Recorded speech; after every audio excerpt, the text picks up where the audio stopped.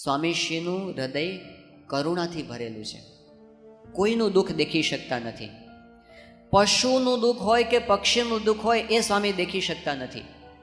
અને એમનાથી રહેવાતું નથી કે હું આના માટે શું કરું. સ્વામીશ્રીએ 1987ની સાલમાં જે કેટલ કેમ્પ કર્યા એની પાછળ એમનું આ હૃદય હતું. 2000ની સાલમાં તો સ્વામીશ્રી પરદેશમાં હતા અને એ વખતે ગુજરાતમાં દુકાળ પડ્યો હતો. સ્વામીશ્રીએ ત્યાં બેઠા બેઠા બધી વ્યવસ્થા કરી, સદગુરુ સંતોને બી વાત કરી કે આપણે આ વખતે દુકાળ પડ્યો છે, બધા લોકો દુઃખી થાય છે, બધાને આપણે મદદ કરવી છે અને પશુઓ માટે પણ કેટલ કેમ્પ ખોલવા છે. એ વખતે જે વડીલ સંતો હતા એમણે વિચાર કરીને એક તારણ કાઢ્યું કે બીજું બધું બરાબર છે પણ કેટલ કેમ્પ કરવા જેવા નથી, કારણ કે એમાં ઘણી બધી મુશ્કેલીઓ પડે છે. અને 87ની સાલનો આપણને અનુભવ છે. સ્વામીશ્રી પાસે જ્યારે આ વાતની રજૂઆત થઈ ત્યારે સ્વામીશ્રીએ આગ્રહપૂર્વક કીધું, સ્વામી કે ભલે જેટલી મુશ્કેલીઓ પડી હોય એટલી પડે, પણ આ મૂંગા પશુનું કોણ. સ્વામીશ્રીએ 4 કેટલ કેમ્પ ચાલુ કરાવ્યા અને રોજનો લાખો રૂપિયાનો ખર્ચો સ્વામીશ્રીની પાછળ કરાવતા હતા. એ વખતે શિયાળામાં ઠંડી બહુ પડી. સ્વામીશ્રીને એ વખતે વિચાર પશુઓનો આવ્યો. એમણે ગોંડલના કોઠારી જ્ઞાનપ્રસાદ સ્વામીને ફોન કરીને કીધું કે અત્યારે ઠંડી બહુ પડે છે, તો આ બિચારા ઢોર દુઃખી થતા હશે, એમના માટે તમે ગોદડા સીવડાવો. કોઈને વિચાર નહોતો આવ્યો, એવો વિચાર એમને આવ્યો.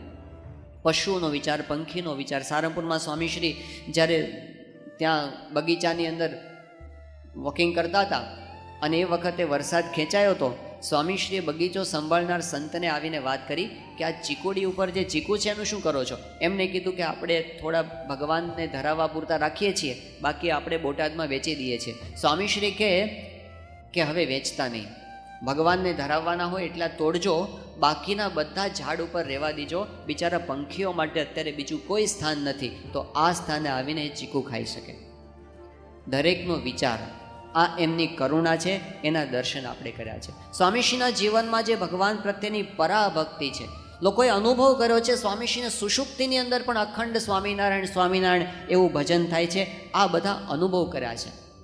આ બધા ગુણોનો જ્યારે વિચાર કરીએ ત્યારે આપણને સમજાય છે કે ખરેખર આપણને બહુ જ ગુણવાળા ગુરુ આપણને પ્રાપ્ત થઈ ગયા છે.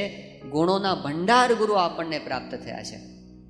પણ સ્વામીશ્રીના મહિમાને સમજવા માટે એમના આ ગુણોનો વિચાર એ પણ હજુ પૂરતો નથી. એટલે મહારાજે અંત્યના 27માં એવી વાત કરી કે એમના ગુણોનો વિચાર કરીને આપણે શું કરવાનું છે. એમના ગુણોનો વિચાર કરીને આપણે એમના વચનમાં વિશ્વાસ સ્થાપિત કરવાનો છે અને એમના વચનના વિશ્વાસે આપણે એમના સ્વરૂપને ઓળખવાનું છે. જ્યારે વિશ્વાસ આવે ત્યારે ગુરુ પોતાના શિષ્ય માટે પોતાનું સ્વરૂપ ખુલ્લું કરી નાખે. ત્યારે એમની કરુણાનો વરસાદ આપણા ઉપર થાય. દ્રઢ વિશ્વાસ, અતિ દ્રઢ વિશ્વાસ જ્યારે મૂકીએ ત્યારે એ આપણને પોતાના સ્વરૂપનું જ્ઞાન આપી દે છે. 1984ની સાલમાં સ્વામીશ્રી પોતે અમેરિકાની અંદર હતા. એ વખતે ડાયર્સબર્ગ નામના એક શહેરની અંદર પોતે પધરામણીએ ગયા હતા. જે હરિભક્તની મોટેલમાં પધરામણીએ ગયા હતા એમનું નામ હતું ચિતુભાઈ. દક્ષિણ ગુજરાતના સેવણી ગામના પોતને વતની હતા. સ્વામીશ્રી બેઠા હતા અને પધરામણીની વિધિ ચાલતી હતી. એ દરમિયાન એમના એક પડોશી બાપાના દર્શન કરવા માટે આવ્યા. સ્વામીશ્રીને પગે લાગ્યા એટલે સ્વામીશ્રી એમનો પરિચય પૂછ્યો. એ ગુજરાતી હતા. એમણે બાપા પાસે પોતાનો પરિચય રજૂ કરતા વાત કરી કે સ્વામી, મારું નામ ઇન્દ્રસિંહ છે અને હું ગુજરાતની અંદર લીંબડી ગામનો વતની છું અને 6 મહિના પહેલાં જ હું અમેરિકા આવ્યો છું. પછી એમણે આગળ વાત કરતાં કીધું કે સ્વામી, 6 મહિના પહેલાં હું અમેરિકાથી અહીંયા ગુજરાતથી આવ્યો અમેરિકા. એ પહેલાં ગુજરાતના બધા તીર્થ સ્થાનોમાં દર્શન કરવા ગયો હતો. સોમનાથ ગયો હતો, દ્વારકા ગયો હતો, આ બધા સ્થાનોમાં દર્શન કરવા ગયો હતો. એ વખતે તમારા સંપ્રદાયનું સ્થાન જે છે ગોંડલ, ત્યાં પણ મેં દર્શન કર્યા છે અને ગોંડલ અક્ષરદેરીના દર્શન પણ મેં કરેલા છે. સ્વામીશ્રી અક્ષરદેરીનું નામ સાંભળ્યું એટલે એકદમ ભાવમાં આવી ગયા અને સ્વામી અચાનક બોલી ગયા. સ્વામીશ્રી કે ઇન્દ્રસિંહ, તમે જે અક્ષરદેરીના દર્શન કરીને આવ્યા ને, એ જ અક્ષર, એ જ ગુણાતીતાનંદ સ્વામી અત્યારે તમારી સાથે વાતો કરે છે. ગુણાતીતાનંદ સ્વામી પોતે એવું બોલ્યા હતા. પોતાના હરિભક્તો સામે જોઈને બોલ્યા હતા, તમારા બધાના દેહ 5-10 વર્ષમાં પડી જશે, પણ મારો દેહ પડવાનો નથી, હું તો ચિરંજીવી છું. એમનું વચન છે કે શ્રીજી મહારાજ જે ગુણાતીતાનંદ સ્વામીને અક્ષરધામમાંથી લઈને આવ્યા એ ગુણાતીત આ પૃથ્વી ઉપર પ્રગટ રહ્યા. એ ગુણાતીતની પરંપરા આપણને પ્રાપ્ત થઈ, આકાર બદલાયો, સ્વરૂપ એનું એ રહ્યું. એમણે આપણને સ્વરૂપનું જ્ઞાન આપ્યું. જ્યારે ભગતજી મહારાજે દેહ મૂકી દીધો અને એ વખતે શાસ્ત્રીજી મહારાજ પોતે ત્યાં રાજકોટની અંદર હતા. સમાચાર મળ્યા ભગતજી મહારાજ દેહ મૂકી દીધો છે. એ વખતે રામજીભાઈ ભટ્ટ નામના એક ભક્ત સામે બેઠા હતા.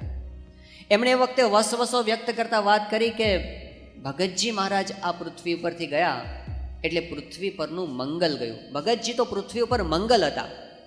શાસ્ત્રીજી મહારાજ આ વાત સાંભળીને તરત બોલ્યા કે સત્પુરુષ ક્યારેય પૃથ્વી પરથી જતા જ નથી.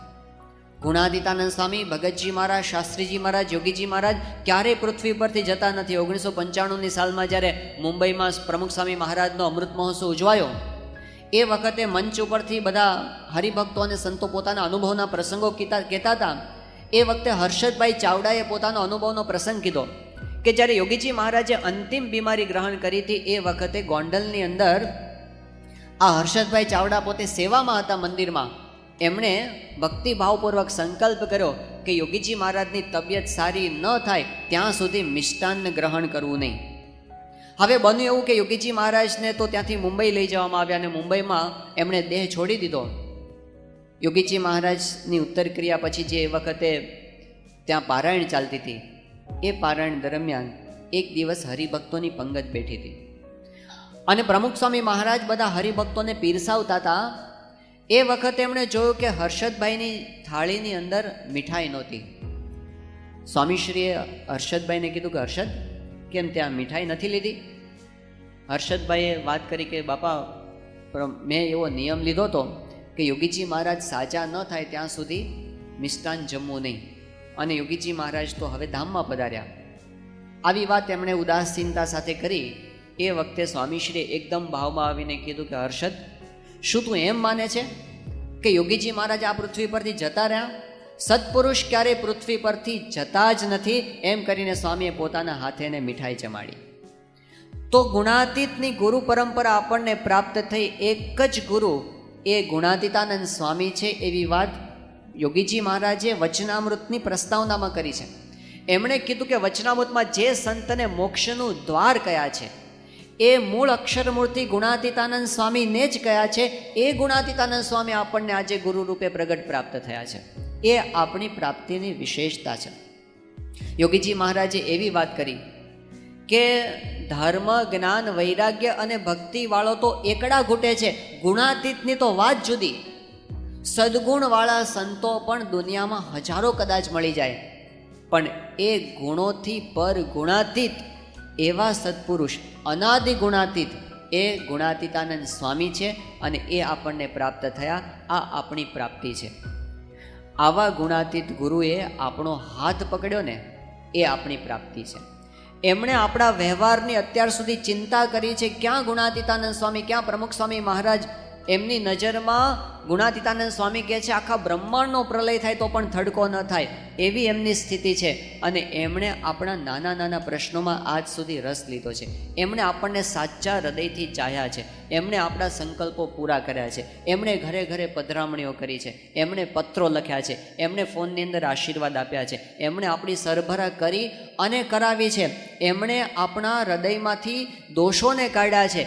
એમણે આપણા અંતરનું પરિવર્તન કર્યું છે. એમણે આપણને આવા મંદિરો આપ્યા, આપણા માટે આવા સંતો આપ્યા છે. એમણે આપણા માટે શું નથી કર્યું? એમણે આપણને કલ્યાણનો કોલ આપી દીધો.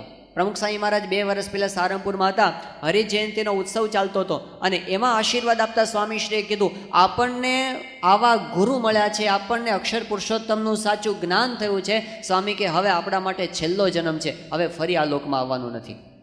સ્વામીશ્રીને ખોટા ખોટા વચન આપવાની ટેવ નથી. રાજકારણમાં એવું બનતું હશે, પણ સ્વામીશ્રી જે બોલ્યા છે એના કરતાં વધારે વર્ત્યા છે. અને એમણે વચન આપ્યું છે, અંતકાળે મારા ભક્તને હું જરૂર તેડવા આવીશ. સ્વામિનારાયણ ભગવાનનું વચન એ આજ સુધી સ્વામીશ્રી પાળે છે. અનેક ભક્તોને અંતકાળે દર્શન આપીને ધામમાં લઈ જાય છે. એવી આપણને બધાને પ્રતીતિ કરાવી છે. એ આપણા બધાના સદભાગ્ય છે. તો એવા ગુરુ આપણને પ્રાપ્ત થયા, આપણને નિર્ભય કર્યા, આપણા પર કરુણા વરસાવી અને આપણને સુખી કર્યા છે. એમણે દાખલો કરીને આખી ગુણાતીત ગુરુ પરંપરાએ પોતે ઝેર ખાધા અને આપણને અક્ષરને પુરુષોત્તમનું સનાતન વૈદિક ઉપાસનાનું જ્ઞાન એમણે આપ્યું. આપણી તાકાત નથી કે આપણે શાસ્ત્રોમાંથી એ સમજી શકીએ, પણ 100 જન્મની કસર એક જન્મમાં મટી જાય એવું જ્ઞાન એમણે આપણને કૃપા કરીને આપ્યું છે. તો એમના આપણા પરના ઋણ છે એ અનંત છે. એ ઋણનો કોઈ દિવસ પાર આવે એમ નથી. આપણે કોઈ દિવસ એનો સરવાળો કરી શકીએ એમ નથી અને એમને આપણે ક્યારેય ઋણને ફેડી પણ શકીએ નથી. એવા ગુરુહરિ આપણને પ્રાપ્ત થયા છે. એના આનંદથી અંતરને ભરી દેવાનો આજનો અવસર છે.